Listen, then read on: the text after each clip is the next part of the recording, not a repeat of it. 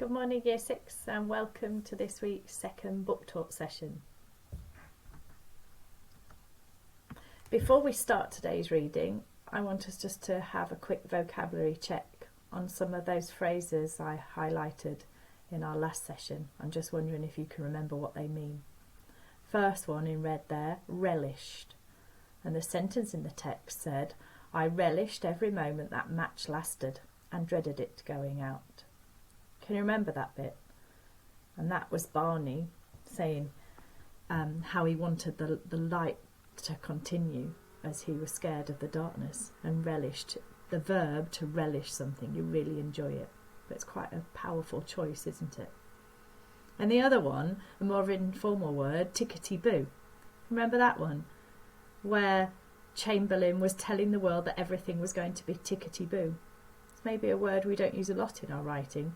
Do you remember what it means? That's right, it means that everything's going to be okay. Okay, let's start our session today then with our interactive rainbow. And our first reason for reading today with the Fantastics layer is action. When I'm reading today, I want you to be thinking about a significant or a minor part of the action which a character is doing.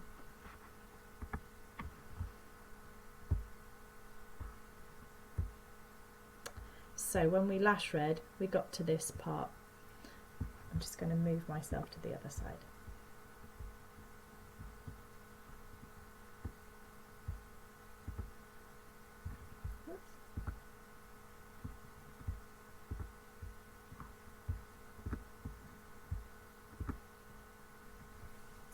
Well, it's funny you should say that, the stranger went on, because all this time that's just what Billy had in mind. The more he thought about it, and he thought about little else these days, the more he knew he had to put right what he had done wrong all those years before. Trouble was, of course, he didn't know what to do, or even if anything could be done. And always at the back of his mind there was still this last hope that he could be wrong about this whole thing, that the Fritz soldier whose life he had spared might just have looked like Hitler and been someone else altogether. Then out of the blue comes this phone call to the manager's office at the Standard Car Factory where he works. Billy is on a tea break at the time, just sitting on his own and minding his own business, when Mr. Bennett, the manager, comes looking for him. All of a fluster he is. He tells Billy he's got to come right away to the phone, now, that it's a real emergency. So off Billy goes, rushing up to the manager's office, thinking that maybe Christine's had an accident or she's ill and in hospital or something. So he's worried himself sick by the time he gets to the office and picks up the phone. He recognises the voice on the phone at once. It's someone whose voice he knows, but he can't put a face or name to it, can't work it out who it is at all. William Byron? That you, Mr. Byron? Says the man at the other end of the line. I'm sorry to trouble you, but I have something I have to tell you. And Billy's still trying to picture the face to go with the voice. And then the voice tells him, and he still can't quite believe it. This is the Prime Minister here, Mr. Byron, Mr. Chamberlain. I need to speak to you about a matter of some importance. We're going to stop there. I wonder what Mr. Chamberlain wants, and that's pretty an important phone call, and what kind of thoughts might be going through Billy's mind at this moment. If we go back to our rainbow, and if you remember I said I wanted to focus on the lens of action and what Michael Morpurgo is doing with that writing skill, and I'd like us to use this sentence starter. So pause the video if you need to, get your paper and pen ready, and our first sentence today is this: we have found a significant or minor action in the story that. So you want you to go back, have a look in the text, something that's really big or really small, an action which Michael Morpurgo is showing us, and what does it show? So you might have, we have found a significant action in the story that shows, and then explain your thinking. So you get 1 point for using that sentence starter. 1 if you can answer it, please. Can you find some evidence from the text for that? And the bonus word for that 4th point today, I want us to use this word, emerge. If something emerges, it comes out, or maybe a message is starting to emerge, or something's emerging in Billy's mind when he knows that phone, whose voice it is on the end of that phone. So pause the video while you write that down. And if you're in school, you might want to talk about it with people on your table. And if you're working at home, I'd really like to see what sentences you have, please. Okay, let's go back to the Reading Rainbow. Our second reason for reading, and we're focusing on the stylistics layer, I'd like us to focus on the characters lens down here. And at the moment, be thinking which characters we're focusing in the text. So we're about to start the next chapter.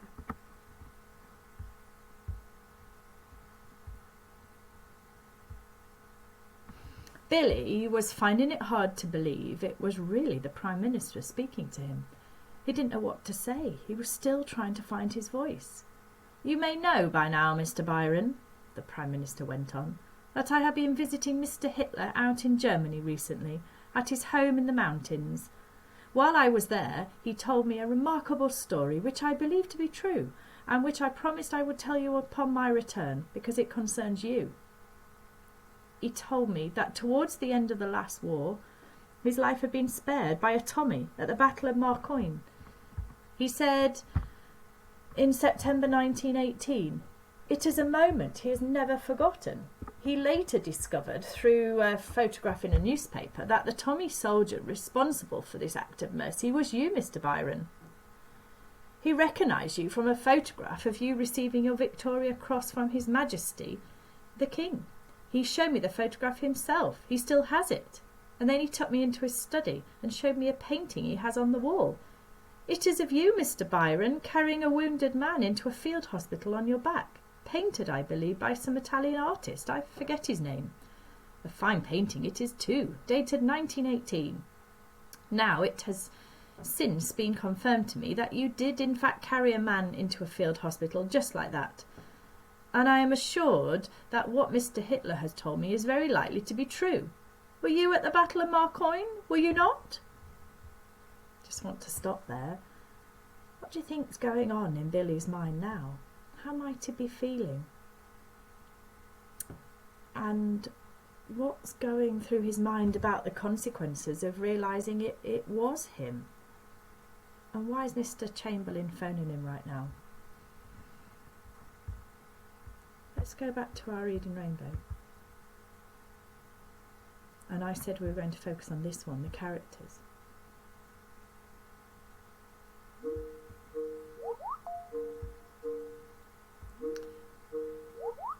I'm going to pick this one to start with.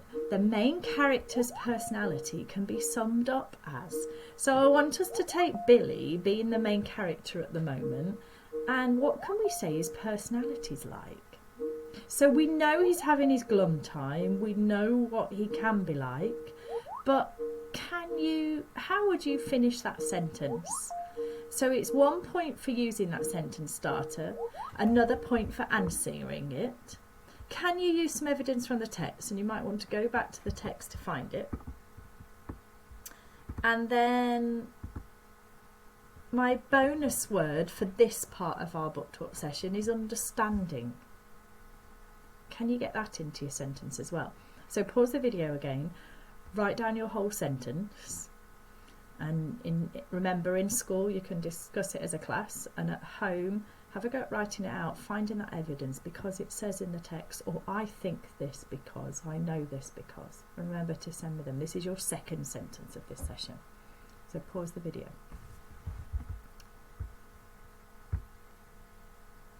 Okay, how did you get on? You might want to share some of those sentences in class. Okay, let's go back our final reason to read, and we're going to look at the analytics tier, and I want us to focus on the S, the stating predictions. So I'm going to read a bit more, and then we're going to come back to that and think about what might happen next.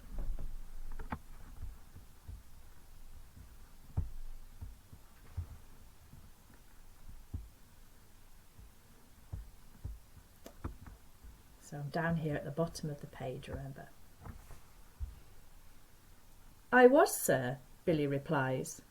It was when you won your VC, am I right? Yes, sir. And am I correct in saying that you did indeed spare the life of a German soldier in this battle? I did, sir, says Billy. As I thought. Well, Mr. Hitler, the German Chancellor, wants me to tell you how grateful he is to you and to pass on his thanks and his best wishes. I'd have to say, Mr. Byron, that what you did that day back in 1918, that act of mercy, might very well have have helped to keep the peace 20 years later. Speaking of what happened that day to him and how you spared his life put Mr. Hitler in a good humour. I am delighted to say that he spoke of you and of the British Army with admiration and respect, all of which greatly helped to bring our discussions to a closer understanding. And in the end, I believe, to a most successful conclusion.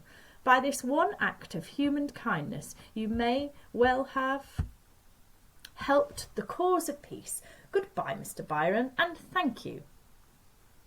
That was it. He put the phone down.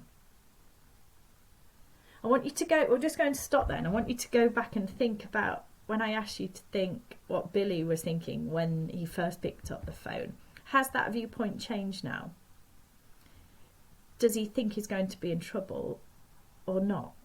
What's your personal views on that? And if you're at home, you might want to discuss with someone, or at school, just have a think. How's that change? What change has happened?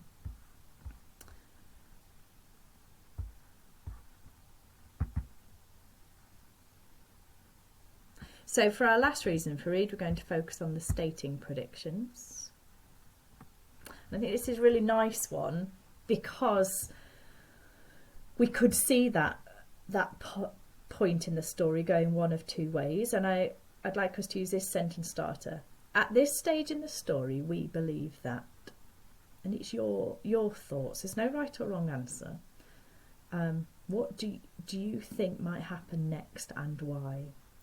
Focusing really on Billy and the fact Chamberlain's now involved and phoned him. Is that going to make Billy come out of his glum time? What do you think? So it's 1 point for using that sentence starter, another for finishing it. Can you go back to the text and find me some relevant quotes? I think this because it says in the text, and can you lift out a direct quote? And then your bonus word for that 4th point.